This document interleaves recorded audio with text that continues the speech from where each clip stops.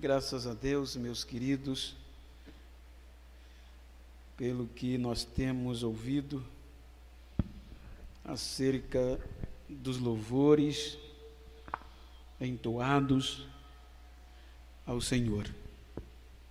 Nesta hora eu recebo a permissão para trazer-lhes a mensagem e eu quero usufruir do texto e fazendo alusão à leitura oficial que nós lemos acerca do juízo final. Quando nós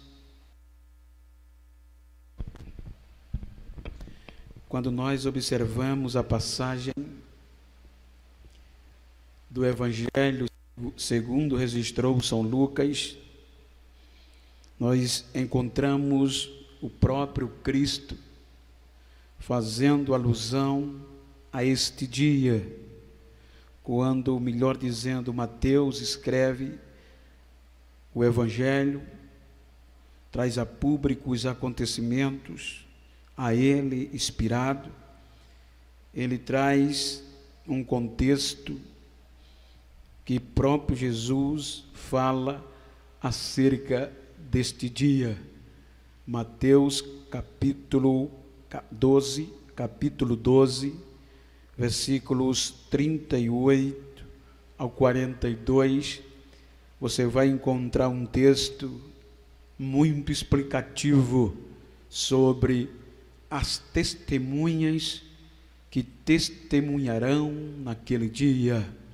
As testemunhas. O texto diz, capítulo 12 do Mateus, versículo 38, diz o seguinte: então alguns dos escribas e dos fariseus tomaram a palavra dizendo: mestre, queremos ver da tua parte algum sinal. Mas ele lhes respondeu e disse: uma geração má e adúltera pede um sinal, porém não lhe será dado sinal algum, a não ser o do profeta Jonas. Pois, como Jonas esteve 3 dias e 3 noites no ventre da baleia, assim estará o Filho do Homem 3 dias e 3 noites no seio da terra. Os ninivitas ressurgirão no juízo contra esta geração e a condenarão, porque se arrependeram com a pregação de Jonas. E eis aqui quem é maior do que Jonas. Então Jesus usa outra história conhecida por eles. A rainha do sul, ou a rainha de Sabá, se levantará no dia do juízo com esta geração e a condenará, porque ela veio dos confins da terra para ouvir a sabedoria de Salomão. E aqui está quem é maior do que Salomão. Quando nós observamos o contexto dos ensinos de Cristo, os irmãos hão de convir comigo que no seu ministério, uma das ou a mais batalha espiritual, também física, como também cultural, foi enfrentada por Jesus, e entre elas os próprios representantes da lei. A Bíblia mostra que aqui estava um grupo dos fariseus e um grupo de escribas. Os fariseus era um grupo denominado em Israel, era um grupo religioso, portanto, eles tinham cargos, eram homens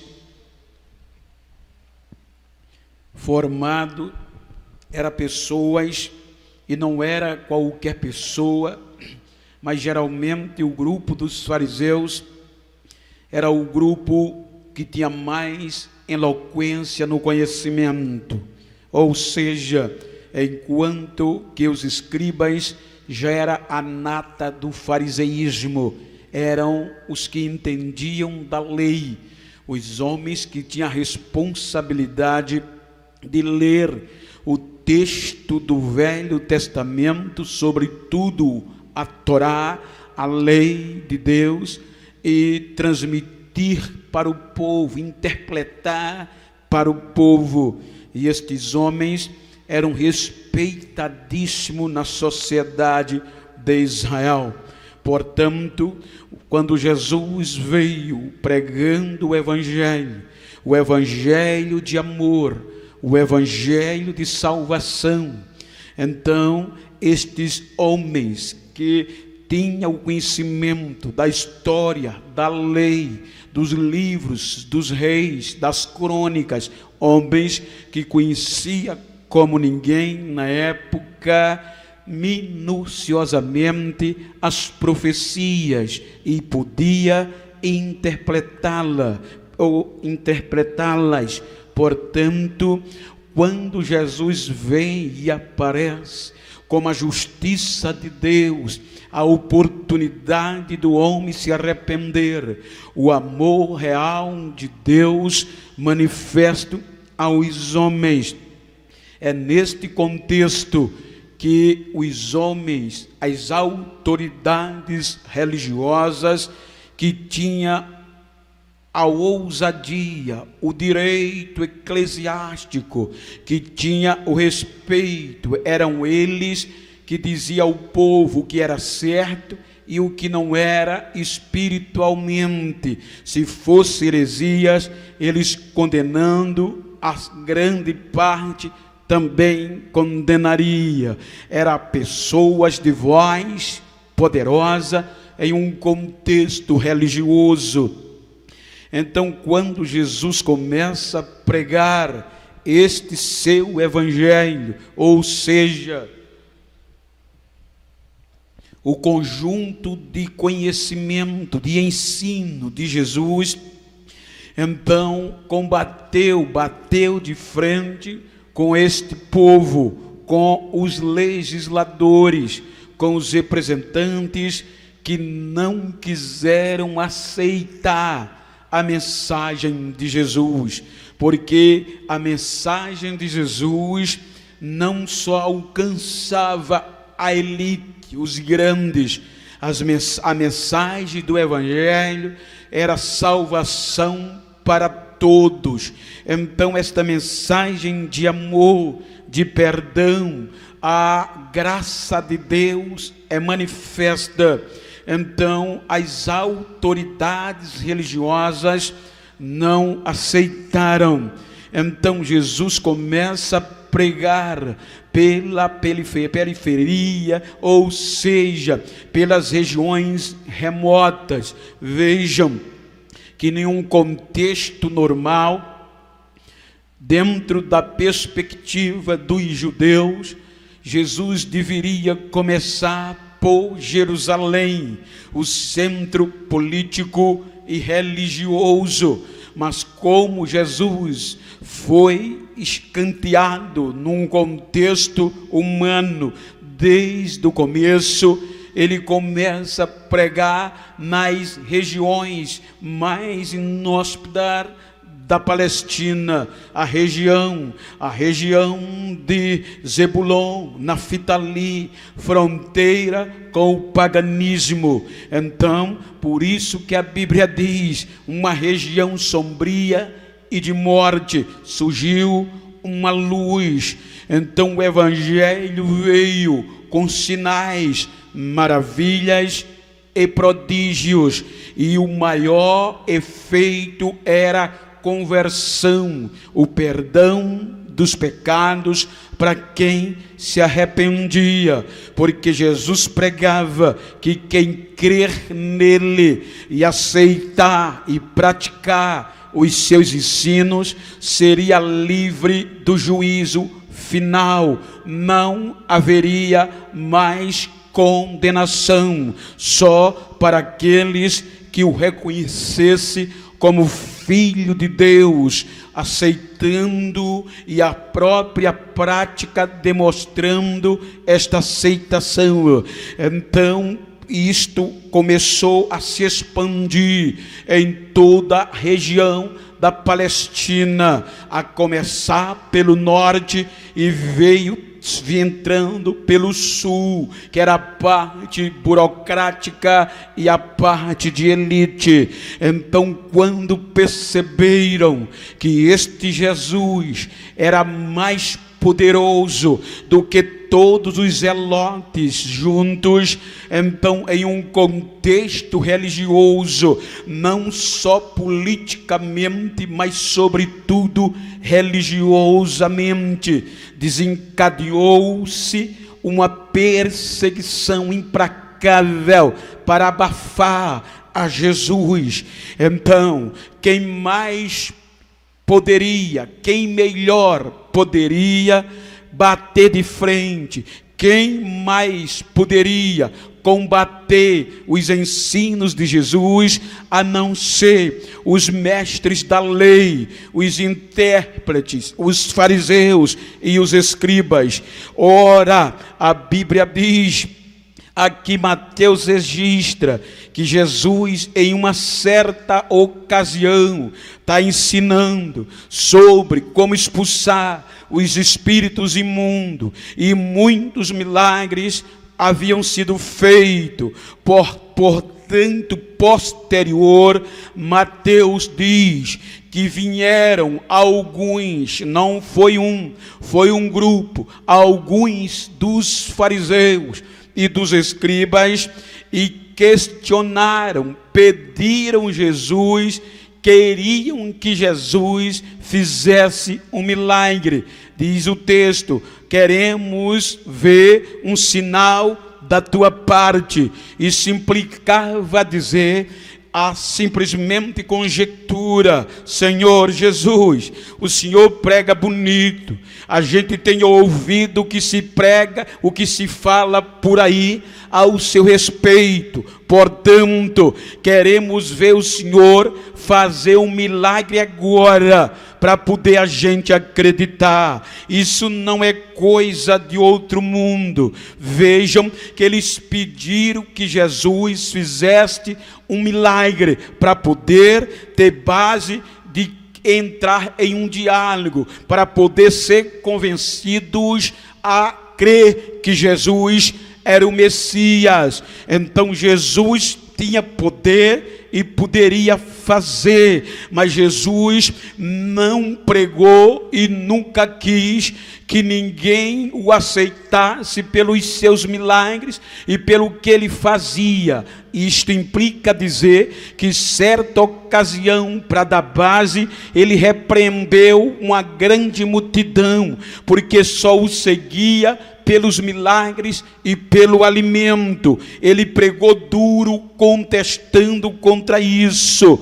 Então, Jesus nunca se agradou quando ele pregava e alguém o acreditava pelos seus feitos, não pela mensagem, pela espontaneidade, pela crença intrínseca do coração, dos sentimentos. Portanto, era o que estes escribas e fariseus queriam: só acredito se eu ver um milagre, se o Senhor fizer um milagre. Ainda hoje há muita gente questionando isso, mas eu uso a frase de um hino do meu amigo que diz: ele fazendo milagre, ele é Deus. Ele não fazendo milagre, ele continua sendo Deus. Esta é a ênfase de Deus: acreditar no que ele é, não pelo que ele faz. E os escribas e fariseus queriam acreditar, queria um milagre para acreditar. Aí Jesus, como sabe o que era a fonte, a própria sabedoria, na hora, sem papa na língua, ele diz, eu vou usar o nosso linguajar, uma geração má, uma geração adúltera, uma geração perdida, pecadora, me pede um sinal.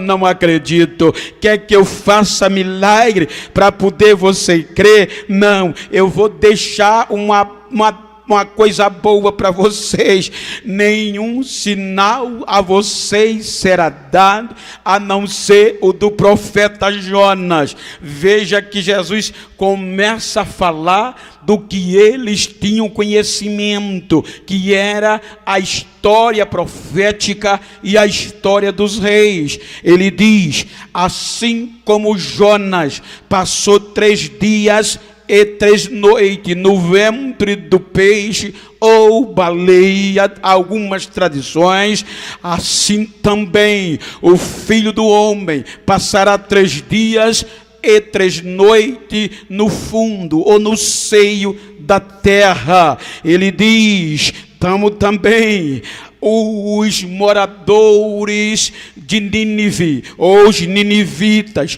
no dia do juízo, vai se levantar com vocês e condenará vocês. Por quê? Porque eles acreditaram na mensagem do profeta Jonas. Não precisou Jonas fazer milagre, Jonas só pregou e eles se arrependeram dos seus pecados. Então naquele dia ele vai condenar vocês, porque Jonas era só um profeta, mas aqui, falando cara a cara com vocês, está quem é maior do que Jonas, quem é o dono do profeta Jonas. Então Jesus diz aos escribas e fariseus, se vocês não se arrependerem, eles vão condenar vocês. Agora olha o que Jesus fala e que lição deixa para nós. Jesus diz, e eles sabiam a história. Jesus entra no terceiro rei de Israel, Salomão, Saul, Davi e Salomão. Diz a Bíblia, o mais sábio. Ou seja, então Jesus fala da rainha de Sabá, a rainha do sul, a etíope. Ou seja, olha o que Jesus diz, naquele dia, no juízo, a rainha de Sabá, ou a rainha do sul, vai se levantar com esta geração e vai condenar. Vocês não vão ter desculpa, porque ela saiu dos confins da terra e veio ver e ouvir a Salomão, e aqui está quem é maior do que Salomão. Ou seja,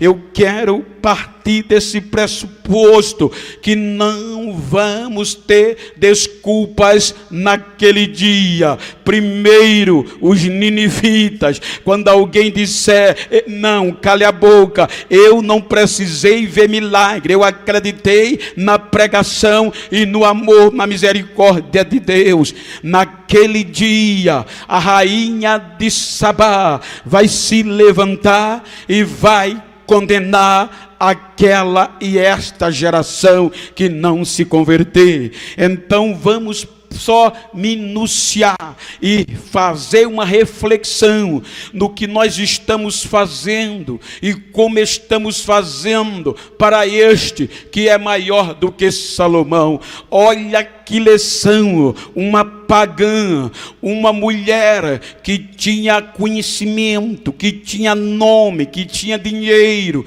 o que ela fez.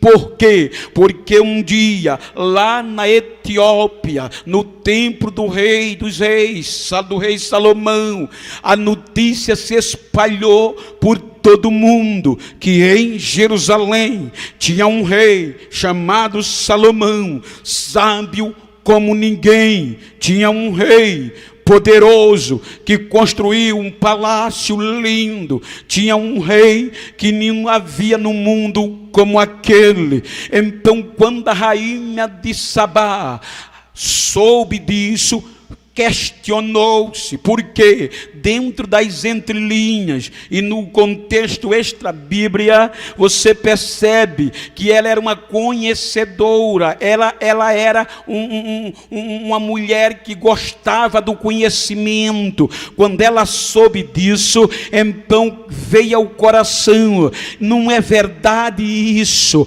Então diz a Bíblia que ela começou a planejar uma viagem, e uma viagem que iria custar caro, e além da viagem, o objetivo era fazer perguntas difíceis, enigmáticas, para testar a sabedoria de Salomão. Ela tinha conhecimentos muito avançados. Então a Bíblia diz que ela preparou uma série de perguntas e planejou: se ele responder as perguntas, eu sei que ele é sábio. Portanto, quando nós observamos a sua intenção, era de aliança, era de conhecer, era de ouvir o rei Salomão.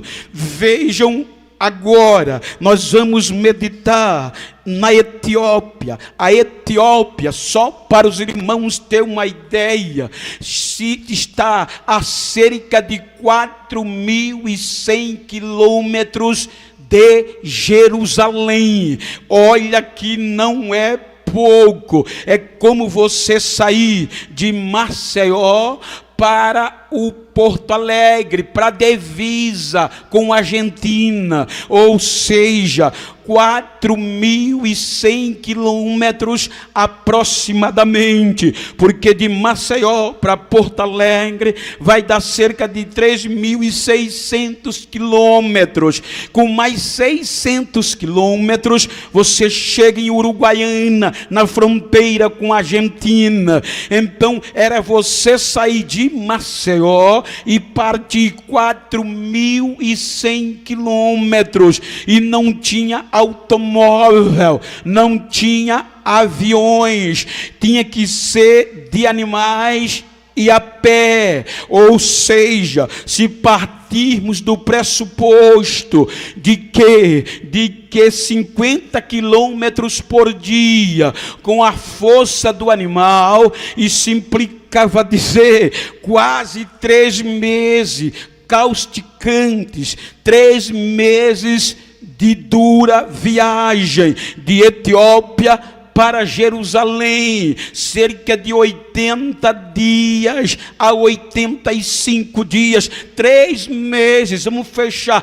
90 dias para chegar em Jerusalém. Só que olha a sabedoria e o entendimento, era grande, era rainha, mas ela disse: eu estou indo a Jerusalém, eu não vou para pedir, eu vou para ofertar ao rei e ouvir a sua sabedoria, caso ele queira me atender. Então ela começa a se preparar para a viagem. A Bíblia diz no capítulo 10 do primeiro livro dos Reis, esta história, ela prepara uma grande comitiva. Em versões fala de exército, uma comitiva com muitas pessoas para uma viagem que, segundo ela, era cansativa, mas ia valer a pena ouvir o rei Salomão. Então diz a Bíblia, e principalmente a NVI, a Nova Linguagem Internacional, como também a Nova Linguagem de hoje, na tradução, que ela prepara um monte de especiarias e um valor imensurável. Ela enche os camelos, as vasilhas de especiaria. Não vou chegar lá de mão vazia. É Salomão, não é qualquer um. Além das especiarias, ela pega presentes muito importantes, e para coroar, ela coloca 4 toneladas de ouro na viagem, no baú. Mas para que tudo isso? É para ver se o rei aceita o meu presente, porque é honra ouvir deste homem o que eu tenho ouvido pelos outros. Eu quero provar se é verdade, então não posso chegar de mãos vazias. 4 toneladas de ouro.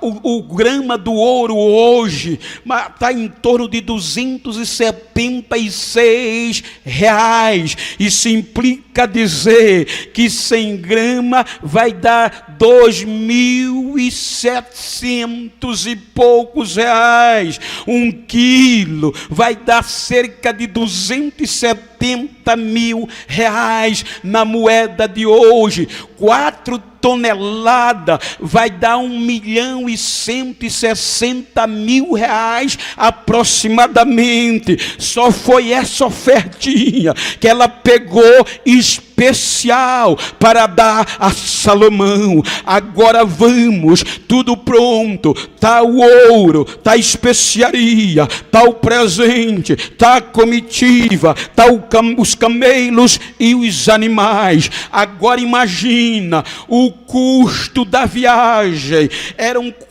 3 meses de viagem, alimentação, cuidado dos animais e o sol causticante. Era um empreendimento doloroso, era insensatez, era falta de juízo, era desnorteamento. Como é que pode? Para ouvir um homem, vale a pena, dizia ela, vale a pena. Não mensurou os perigos da viagem, os ladrões, os assassinos, que eram muito comum, os salteadores e os assassinos naquela época. Ela não temeu nem os desgastes físicos e nem o medo de nada. Eu quero chegar em Jerusalém. O meu desejo é chegar em Jerusalém. Isso tudo aqui é fichinha para eu chegar em Jerusalém. Vale a pena. Depois de uma dura e causticante viagem, a Bíblia diz que ela chega, quando ela chega em Jerusalém, desgastada pelo sol, desgastada pela viagem, com uma grande comitiva, já preparada. O capítulo 10 do livro dos Reis vai falar da sua chegada. Está falando da sua chegada, ou seja, ela vai dar entrada, ela vai chegar. A chegada você vai ver no versículo 2 do capítulo 10 do livro dos Reis. Ela chegou e com uma grande comitiva. Para quê? Para ouvir o rei Salomão dar resposta às suas perguntas. Até aqui o presente, o ouro, especiaria guardada, porque a oferta ficou para o final. Salomão a recebeu. Você vai ver do versículo 2 ao versículo 10. Eu não vou ler para não tomar tempo, mas depois você vai anotando, ponto que dá muitas mensagens, cada ponto. Salomão a recebeu. Só em receber a rainha de Sabá, ela ficou estudiante, ficou perplexa e separou as mais difíceis perguntas, as imagináveis, para ver se ele respondia. Por isso que a Bíblia diz, por enigma. Ela queria ver se Salomão era bom mesmo, tinha sapiência. Então ela faz as perguntas, e no contexto que eu falei, a Bíblia diz que Salomão respondeu uma por uma com a maior facilidade. A Bíblia diz que ela ficou de queixo caído. Então depois depois que Salomão responde as perguntas com a maior facilidade, apresenta os apartamentos, a moradia do alto escalão. A Bíblia diz que quando ela vê aqueles apartamentos, começa a tremer. Depois ela vai comer na mesa do rei, e quando ela percebe a comida que tinha na mesa do rei, ficou perplexa.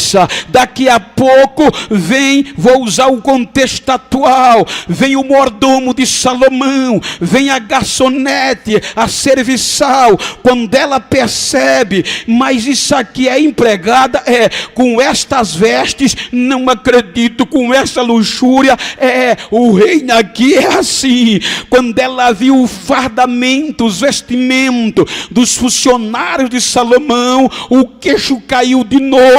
Então ela ficou tão perplexa em ver a grandeza, a sabedoria daquele rei Salomão, que a Bíblia diz que sem titubear, ela abriu a boca e disse: olha, valeu a pena o desgaste, valeu a pena a viagem para estar aqui, porque o que eu tenho visto e o que eu tenho ouvido é bem verdade, que quando me contaram eu tinha minhas dúvidas, mas agora os meus olhos estão vendo, agora eu estou aqui e eu estou perplexa, e não me contaram nem a metade da tua sabedoria, nem da tua grandeza. Então ela pegou o ouro, diz a Bíblia, pegou as especiarias, pegou os presentes e deu tanta coisa ao reino de Salomão, que a Bíblia diz que nunca chegou ninguém para ofertar daquele tanto. Ou seja, uma mulher foi tudo isso para ver e ouvir um homem chamado Salomão. E a Bíblia diz que quando Jesus olha para os escribas e para os fariseus, diz que esta mulher no juízo final vai ser testemunha, vai testemunhar com aquelas pessoas que se metem a besta e pensa que é alguma coisa. Ela vai se levantar no dia do juízo final. É o que nós lemos no Apocalipse capítulo 20, que o João diz que viu descer um grande trono depois que do milênio, e diante daquele trono a terra desapareceu e também o céu. Agora o que eu acho lindo é que ele diz que viu mortos e viu pessoas chegando, grandes e pequenos, ou seja, gente importante, gente sem valor, chegaram para perceber e ser julgado segundo os livros que foram abertos. Aquele livro, diz a Bíblia, abriu-se livros e depois outro livro, e todos que chegavam iam sendo julgados pelas obras. Não era por ter a cara bonita nem a cara feia, não era por ter cargo, por ter gravata, por ter paletó, não era por pregar bonito nem por cantar bonito, é pelas obras de cada um. E se alguém se meter a besta e dizer não, a rainha de Sabá se levanta e diz: você não fez nada, eu acreditei em Salomão, eu não tive a chance de acreditar e ouvir Jesus. Se ela fez isso por Salomão, imagina com Jesus. Aí Jesus disse àquele camboio de gente besta, escribas e fariseus: aqui está quem é maior do que Salomão, aqui está quem é maior do que Salomão. Naquele dia a rainha de Sabá vai ser testemunha. Aí eu questiono: o que é que nós estamos fazendo?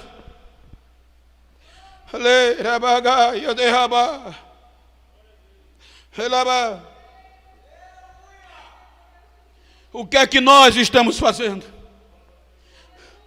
Jesus toma como exemplo o que esta mulher fez para ouvir Salomão.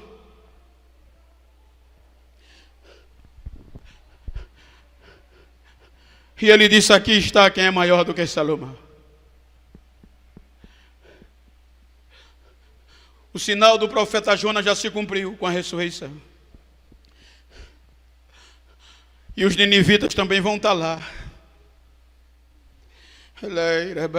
Eu sei. Como nós vamos chegar lá?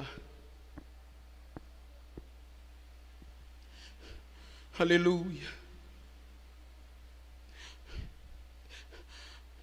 A rainha de Sabá fez todo esse investimento para ouvir Salomão. E nós, quando eu digo nós, é que eu estou no meio. Temos botado tanta dificuldade para ouvir estas palavras. Só para ter um exemplo, isso é construtivo, entenda, não é crítica, é crítica construtiva. A gente ouve nas mídias que alguns cantores famosos fazem live, 300 mil pessoas acompanham. Cantores gospels vão fazer show, 50 mil acompanham. Estima-se que nós temos um campo em torno de 5 mil membros. E se você acompanhar os nossos cultos online, o máximo que chega é 200.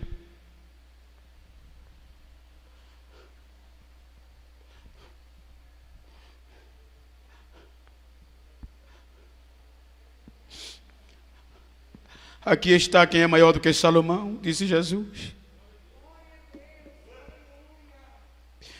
Ele disse: os ninivitas se arrependeram pela pregação de Jonas. Imagina se tivesse ouvido a minha.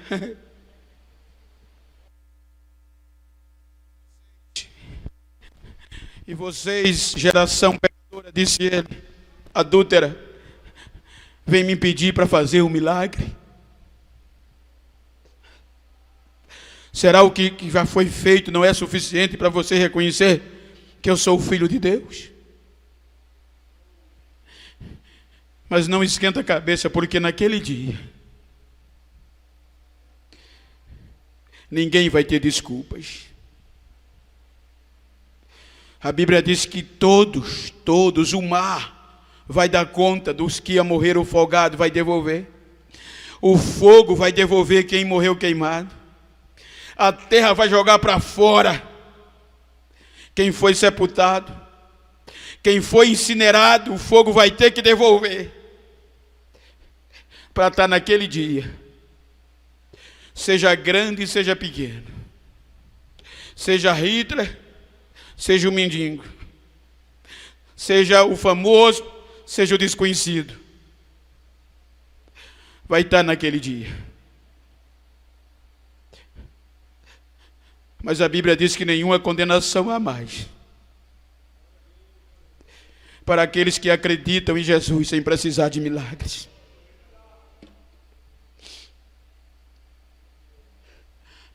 A igreja não vai estar como réu, porque vai fazer parte da primeira ressurreição.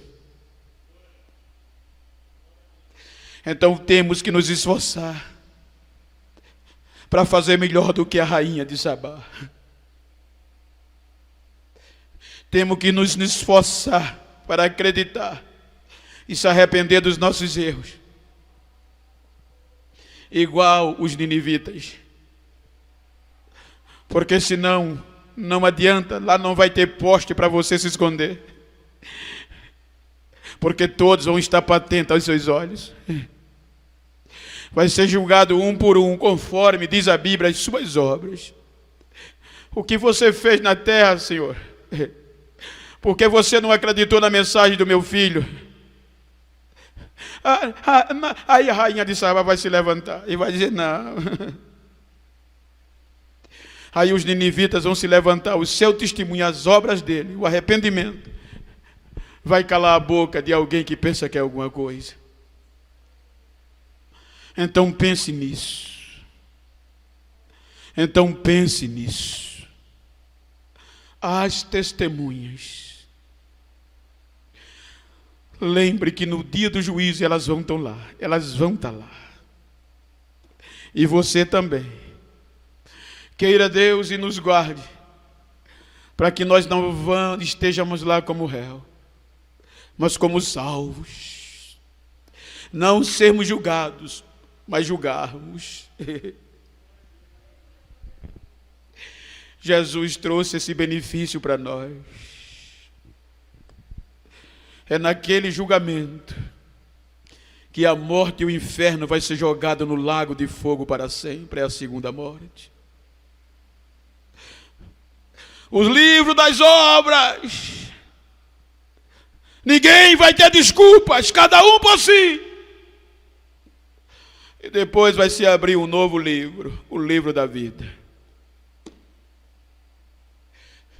O nome está aí, tá.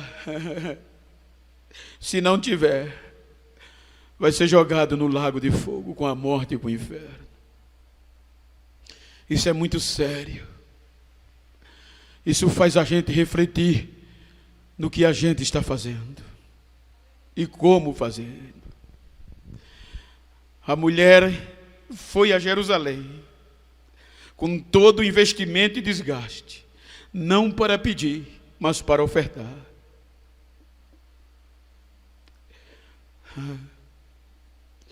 Ouviu o que queria e se derramou.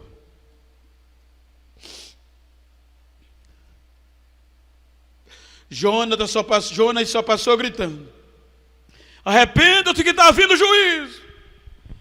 Os pecadores de Nínive se arrependeram,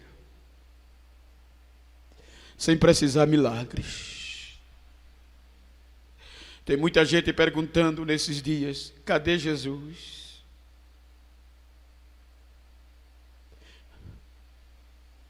Eu acredito nele pelo que ele é. Diga comigo: eu acredito nele pelo que ele é, não simplesmente pelo que ele faz ou deixou de fazer.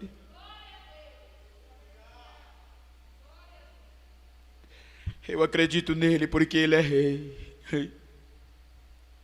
Eu acredito nele porque ele veio para me salvar. Soberano e eterno Deus, se tem alguém afastado esta noite que está logado ouvindo esta mensagem, salva ele. Se tem alguém afastado da igreja, que se distanciou, salva, traz ele de volta. Os acontecimentos estão abreviando os dias. O arrebatamento, Senhor, a cada dia que passa está mais evidente. Não deixa que o afastado fique afastado. Salva quem está ouvindo esta mensagem. Porque o dia do juízo vem, Senhor, e quando vier, ninguém vai ter desculpas. A tua palavra é simples. E muitos acham difícil de crer, como uma história que é. Mas toca no coração desta vida. Traz de volta este afastado. Toma eles no teu regaço, Senhor. Que eles possam refletir e saber que só em ti há refúgio, que só em ti há esperança, que só em ti há alívio. Então toca nesse coração nesta noite, em nome de Jesus. Então, se você está me ouvindo, eu nunca fiz isso nesses dias, mas agora eu estou sentindo em fazer. Se você está afastado, aí aonde você está me ouvindo, se você está afastado e você não é crente, lembre que o juízo vem. E naquele dia não vai ter desculpas. Cada um vai ser julgado conforme as suas obras. Então ainda dá tempo. Eu quero convidar você a voltar para Jesus nesta noite. Eu quero convidar você a aceitar Jesus nesta noite, porque no dia do juízo haverá testemunhas que vai calar a boca desta geração que não aceitou. Então, aonde você estiver, aceite a Jesus. Volta para casa. Ainda dá tempo. Que Deus abençoe a vocês.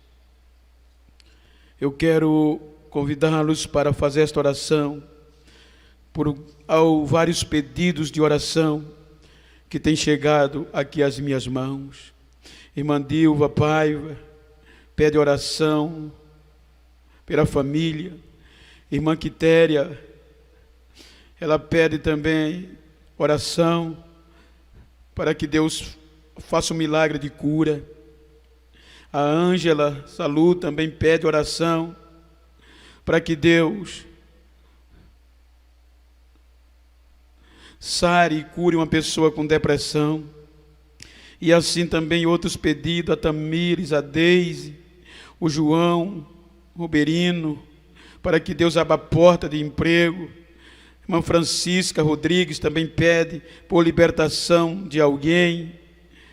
A Cleide Martiniano também pede oração para que Jesus abra uma porta de emprego. Como também a Cleoba Alves pede oração por restauração de saúde. Então, nesse momento, eu quero convidar você para nós orarmos por estes pedidos que têm chegado até a nós. E acredite que Deus ainda faz milagre. Não porque você merece, não porque a gente merece, mas porque Ele é Deus e Ele tem poder sobre tudo. Soberano Deus, estar aqui em minha mão direita esses pedidos que foram, Senhor, enviados para que a igreja ore. Senhor, a tua palavra diz: se 2 ou 3 estiver reunido em teu nome, o Senhor está presente. A tua palavra diz: se nós pedirmos ao Pai confiando, o Senhor faz acontecer. Então responda a esses pedidos de oração, Senhor, das irmãs e dos irmãos que estão pedindo por restauração, por porta de emprego, por saúde, Senhor, cura, por milagres. Que o Senhor dê resposta de paz à nossa oração e dê resposta aos pedidos dos teus servos, em nome de Jesus. Senhor, leva-nos em paz de volta para as nossas casas, e que o dia da manhã seja um dia de bênção, Senhor. Guarde-nos de todo mal que Ele venha trazendo. Guarde-nos dos salteadores, dos sanguinários. Guarde-nos, ó Deus, dos homens maus. Senhor, abençoe o nosso pastor, a sua família. Abençoa a tua igreja aqui em Rio Largo, em nome de Jesus. E todos dizem...